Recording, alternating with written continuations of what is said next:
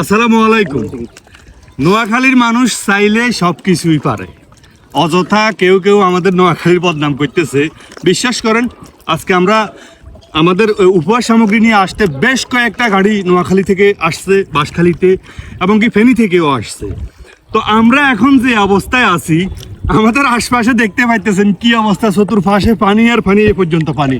যে বাড়িগুলোতে এখন পর্যন্ত কোনো ত্রাণ পৌঁছায়নি, উপহার পৌঁছায়নি। আমরা চেষ্টা করতেছি প্রতিটা ঘরে ঘরে গিয়ে আমাদের এই উপহার সামগ্রীগুলো পৌঁছায় দিতে।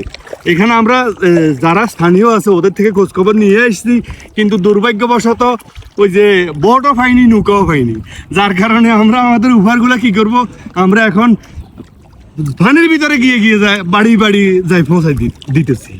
আসলে একটা জিনিস হচ্ছে, আমার ফার্স্ট টাইম নোয়াখালীতে আরও বন্যা হয়েছে, কিন্তু যেটা সত্য কথা, নোয়াখালীতে বন্যা হয়েছে ঠিক আছে, কিন্তু এত পানি কিছু কিছু অঞ্চল এলাকায় কিন্তু হয়েছে, এত পানি যে বাঁশখালীতে হবে এটা কল্পনা ছিল না। মানে না আসলে বোঝা যায় না, সচক্ষে না দেখলে কেউ বিশ্বাস করবে না। উপরে ওই সাইডে কিন্তু কিছু পানি আবার কমতেছে, মোটামুটি আলহামদুলিল্লাহ ভালোর দিকে আছে। আবার ওই দিকে মানুষ পাইতেছে, কিন্তু এই দিকের মানুষগুলো পাইতেছে না।